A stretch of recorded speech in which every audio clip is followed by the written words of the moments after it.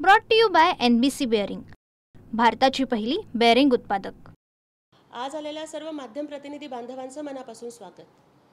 खरं तर शिवसेनेची अस्मिता, शिवसेनेची आन बान आणि शान, शिवसेनेचं हिंदुत्व, शिवसेनेचा धनुष्यबाण, शिवसेनेचा अभिमान जपण्याचं काम हे माननीय एकनाथजी शिंदे साहेब, हिंदू हृदय सम्राट बाळासाहेब ठाकरेंच्या विचारांचा वारसा पुढे घेऊन चालवत आहेत। परंतु उबाठामध्ये फुकट फौजदारी करणारा भ्रमिष्ठ संजय राऊत हा दररोज सकाळी माईक पुढे येऊन निर्लज्जपणाचं प्रदर्शन करतोय। बेशरमपणा काय असतो, कोडगेपणा काय असतो, निर्लज्जपणा काय असतो याचं उदाहरण जर कोणाला बघायचं असेल तर त्यांनी संजय राऊतची प्रेस कॉन्फरन्स बघावी।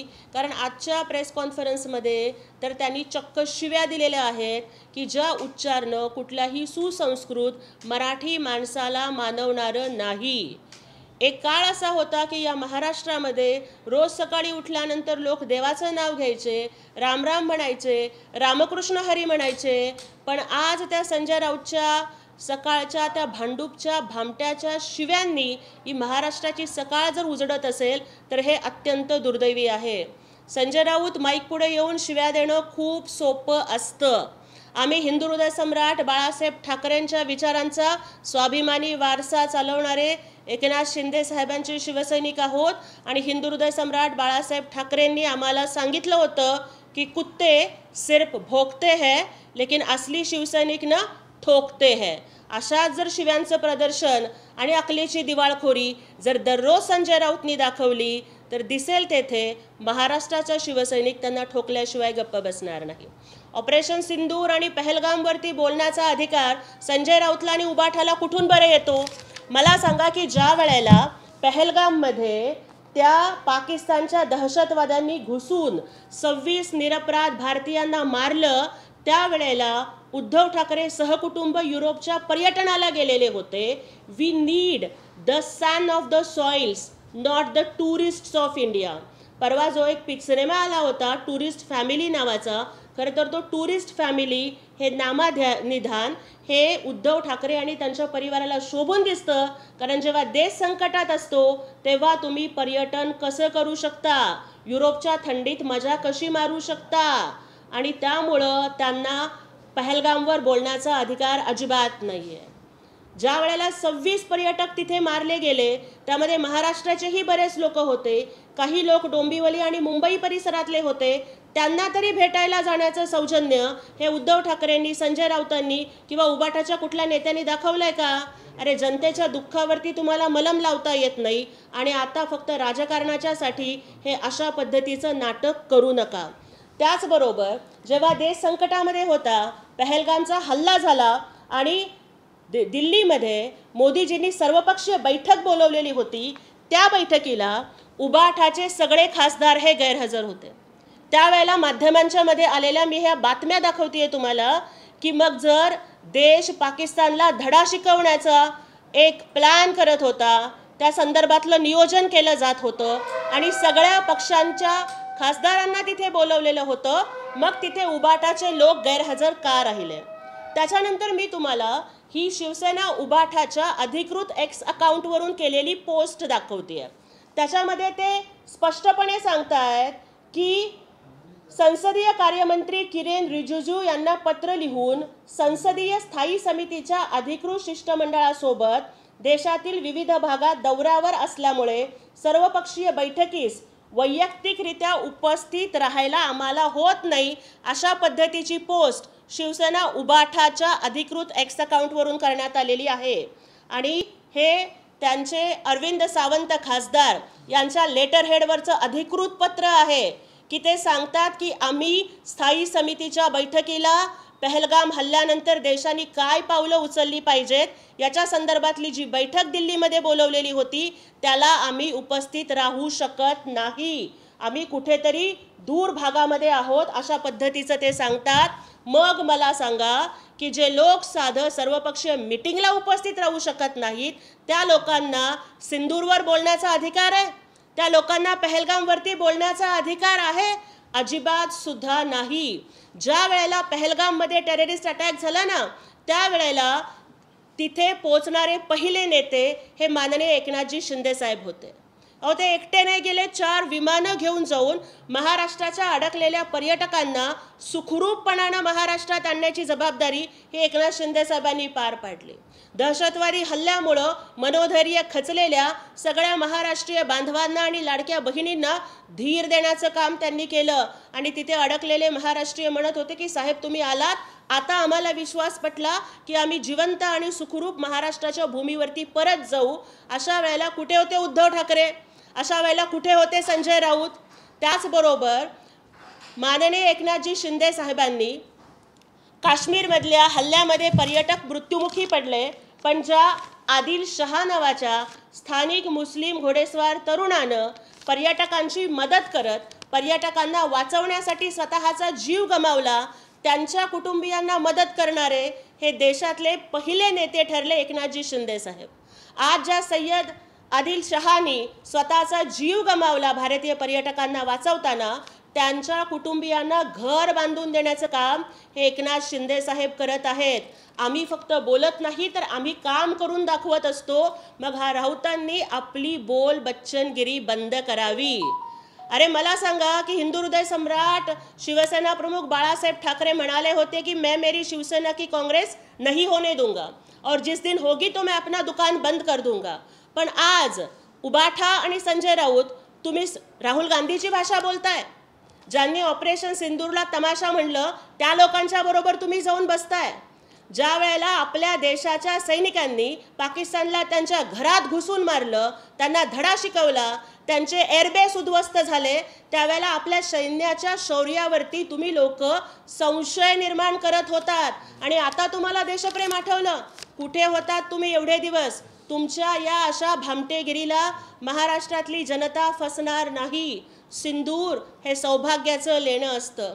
सिंदूर हे विवाहित महिलेच्या कपाळाचं अभिमान असतो आणि त्या सिंदूरच्या तुम्ही पुड्या बांधून पाठवताय. म्हणजे इतकी अवहेलना तुम्ही त्या सिंदूरची करणार आहात. आणि त्यामुळं मला एकच सांगायचं आहे की संजय राऊतांनी माईक समोर येऊन बोलणं खूप सोपं असतं. हिंदू हृदय सम्राट बाळासाहेब ठाकरेंच्या नेतृत्वाखाली ज्या वेळेस भारत पाकिस्तानची मॅच होणार होती तेव्हा पिच उखडण्याचं काम शिवसैनिकांनी केलं आणि ते पिच उखडणारे नेते सुद्धा आज एकनाथ शिंदे साहेबांच्या सोबत आलेले आहेत. राऊत जर एवढंच वाटत असेल तर माईक समोर येऊन बोलण्यापेक्षा जिथं कुठं दुबईला किंवा अबुधाबीला मॅच होतीये ना तिथं जाऊन पिच उखडा ना तुम्ही. त्या कंगना राऊतला नुसतं ट्विट करून उखाड द्या म्हणणं इतकं ते सोपं नसतं. अहो पिच तर सोडा, बाळासाहेबांसारखं स्पीच सुद्धा उद्धव ठाकरे किंवा संजय राऊत देऊ शकणार नाहीत. त्यामुळे त्यांनी ते करू नये. हिंदू हृदय सम्राट बाळासाहेब ठाकरेंचा वारसा पुढे न्यायला माननीय एकनाथजी शिंदे साहेब हे समर्थ आहेत. आणि त्यामुळेच मला या ठिकाणी एकच सांगायचं आहे की महाराष्ट्राच्या जनतेनं दाखवून दिलेलं आहे की विचारांचे वारसदार कोण आहेत. कारण 80 जागा लढवून 60 जागांच्या वरती आपले आमदार माननीय एकनाथजी शिंदे साहेबांनी निवडून आणले. पण संजय राऊतांसारखी माणसं ही दररोज सकाळी महाराष्ट्राच्या मनामध्ये विष कालवण्याचं काम करतात. त्यामुळे आता त्यांचे फक्त 20 आमदार उरलेले आहेत. लोकसभेमध्ये तुम्हाला दणका दिलाय जनतेनं, विधानसभेमध्ये तर तुमचा सुपडा साफ केलाय. आणि इथून पुढे सुद्धा अशी दोगली राजनीती जर तुम्ही करणार असाल तर येणाऱ्या स्थानिक स्वराज्य संस्थांच्या निवडणुकीमध्ये महाराष्ट्राची जनता तुम्हाला शून्यावरती आणून ठेवेल. संजय राऊतांचं असं म्हणणं आहे पाकिस्तान विरुद्ध खेळणाऱ्या भारताच्या खेळाडूंना लाज वाटली पाहिजे. शिवम द्विवेदींच्या पत्नीचा आक्रोश आहे का? मला इथं त्यांना राऊतांना विचारायचं आहे की ज्या वेळेला पहलगाममध्ये काश्मीरमध्ये भारताच्या निष्पाप नागरिकांचं रक्त सांडलं जात होतं आणि उद्धव ठाकरे आपल्या कुटुंबाच्या सहत युरोपमध्ये टुरिस्ट फॅमिली म्हणून कुटुंब रंगले पर्यटनात म्हणून ते मजा मारत होते तेव्हा त्यांना लाज नाही का वाटली? ज्या वेळेला मुंबई जवळचे किंवा महाराष्ट्रामधले जवळपास 6 नागरिक त्या पहलगामच्या हल्ल्यामध्ये मारले गेले, मग नंतर पर्यटनावरून परत आल्यानंतर सुद्धा एकाही कुटुंबाला साधं भेटायला जाण्याचं सौजन्य त्यांनी दाखवलं नाही, तेव्हा त्यांना त्यांची लाज नाही वाटली? किंवा पाकिस्तानला धडा शिकवण्यासाठी ऑपरेशन सिंदूर करण्याच्या आधी जेव्हा सर्वपक्षीय बैठक बोलावलेली होती त्या बैठकीला उपस्थित न राहता निर्लज्जपणाने तुम्ही पत्र लिहिता की आम्ही कुठेतरी दूर प्रांतामध्ये आहोत आणि आम्ही जाऊ शकत नाही, अरे देश संकटात आल्यानंतर सगळं काही सोडून तिथं गेलं पाहिजे ना. म्हणजे आपल्या महाराष्ट्राला इतिहास कुणाचा आहे? स्वतःच्या मुलाचं लग्न असताना सुद्धा आधी लगीन कोंडाण्याचं आणि मग रायबाचं म्हणत स्वतःच्या मुलाचं लग्न बाजूला ठेवत लढले ना तानाजी मालुसरे. आणि अशा वेळेला थातूर मातूर कारणं देऊन तुम्ही सर्वपक्षीय बैठकीला सुद्धा उपस्थित नाही राहिलात, तेव्हा लाज नाही वाटली तुम्हाला? जेव्हा आपल्या सैन्याने पाकिस्तानच्या घरात घुसून त्यांना मारलं तरी सुद्धा तुम्ही ऑपरेशन सिंदूरची टिंगलटवाळी करत होतात, तेव्हा लाज नाही वाटली? निर्लज्जपणाचं दुसरं उदाहरण म्हणजे संजय राऊत आहे. शिवसेनेचे उपनेते ठाकरे गटाचे शरद कोळी त्यांनी काल बॅट घेऊन एक व्हिडिओ तयार केला आणि ते असं म्हणतात की जे जे कोणी मॅच दाखवतील त्या सगळ्यांच्या टीव्ही स्क्रीन आम्ही फोडून टाकतो, ते बॅट दाखवत नव्हतं. अशा वाळू चोर आणि गावगुंडांच्या वरती मी बोलावं का? त्यामुळे कुठल्या तरी म्हणजे जर काही चांगले नेते असतील तर त्यांच्याबद्दल आम्हाला विचारत चला. जर उबाटा हा अशा तडीपार, गावगुंड, वाळू चोर, खंडणी सम्राट, तोडपाणी करणाऱ्या लोकांच्या वरती मी अजिबात काही बोलणार नाही. आज उबाट्याकडून आंदोलन ही राज्यभरात केली जात आहे, याकडे कसं पाहता? सुनील राऊत त्याला असं म्हणतात की मुंबईत जिथं मॅच होईल तिथं आम्ही सगळीकडे जाऊन कारवाई करू आणि त्यांनी विचारलं प्रश्न राज्यभरात आंदोलन देखील. सुनील राऊत म्हणजे संजय राऊतांचे भाऊ, जे एका महिला नेत्याला बकरी म्हणाले होते ते सुनील राऊत. जे एका महिला नेत्याला बकरी ईदला हम उसे बकरी की तरह काटेंगे असं म्हणतात ते सुनील राऊत. ज्यांच्या वाढदिवसाला त्यांच्या त्या भागामधल्या गावगुंडांचे आणि तडीपार लोकांचे आणि क्रिमिनल रेकॉर्डवरती असणारे हिस्ट्री सीटर लोक फ्लेक्स जळकवून ज्यांचं अभिनंदन करतात ते सुनील राऊत. अरे महिलांच्या विषयी असली फालतू विधानं करणारे. आणि मला इथं खरं तर या ठिकाणी एक दाखवायचं आहे की उबाठाच्याच नेत्या किशोरीताई पेडणेकर असं म्हणतात की संजय नावाचे सगळेच घाणेरडे आहेत. याच्यातून त्यांना नक्की काय म्हणायचं हे खरं तर त्यांनाच विचारलं पाहिजे. आजचं आंदोलन हा फार्स आहे. सिंदूर हा सौभाग्याचा अलंकार आणि त्या सिंदूरची रक्षा करण्यासाठी आणि ज्यांनी आमच्या भारतीय भगिनींच्या कपाळाचं सिंदूर पुसलं त्या सिंदूरची किंमत ही अतिरेक्यांच्या रक्तानं मोदीजींच्या नेतृत्वाखाली भारतीय सैन्यानं घेतलेली आहे. पण ज्या वेळेला ऑपरेशन सिंदूर होत होतं ते ऑपरेशन सिंदूर, ऑपरेशन महादेव ह्या सगळ्यांची थट्टा उडवण्याचं काम ह्या लोकांनी केलं. त्यावेळेला सैन्याला मनोधैर्य देण्याचं काम सुद्धा ह्यांनी नाही केलं. आत्ता जो चाललेला आहे तो फक्त राजकीय नौटंकेबाजीचा प्रकार आहे. संजय राऊत प्रचंड विरोध करतायत या सामन्याला, मात्र ज्याचे ते संपादक आहेत त्या सामन्यामध्येच पाकिस्तानच्या मॅचेस संदर्भात पाकिस्तानचा उदो करणारी एक बातमी देखील आल्याचं दिसत आहे. तुम्ही त्याचे पुरावे सादर करताय, काय नाही? हे बघा, जर संजय राऊतांना भारताने पाकिस्तानच्या विरोधामध्ये मॅच खेळू नये म्हणून ते रोज सकाळी माईकच्या समोर येऊन रुदालीसारखं रडतायत, तर मला त्यांनी या प्रश्नाचं उत्तर द्यावं की ते संपादक असणाऱ्या सामना या वृत्तपत्रामध्ये काल पान नंबर 9 क्रीडा पानावरती पाकिस्तानच्या विजयाची ही बातमी अतिशय मोठ्या पद्धतीने छापण्यात आलेली आहे. आणि त्याचं त्यांनी टायटलसुद्धा दिलं आहे की पाकिस्ताननी ओमानचा धुव्वा उडवला. त्याच्यामध्ये जर आपण झूम करून बघितलं तर हिरव्या गणवेशातल्या पाकिस्तानच्या सगळ्या खेळाडूंचे आनंद साजरा करतानाचे फोटो तर त्यांनी दिलेलेच आहेत, पण पाकिस्ताननी दणदणीत विजय मिळवला अशा पद्धतीची भाषा तुम्ही संजय राऊत केलेली आहे तिथे. पाकिस्तानच्या विजयाने त्यांना एवढा आनंद झालेला आहे का? पाकिस्तानने आशिया कप जिंकावा असा त्यांना वाटतोय का? त्यामुळे संजय राऊत जे काही बोलतायत ना ते डबल ढोलकी आहे. त्यांच्या बोलण्यावरती कुणी जाऊ नये.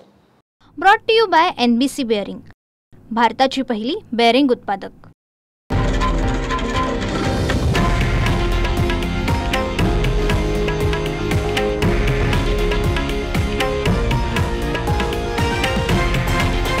हे आहे देशातील नंबर 1 न्यूज नेटवर्क आणि आपण पाहत आहात TV9 मराठी, एकमेव.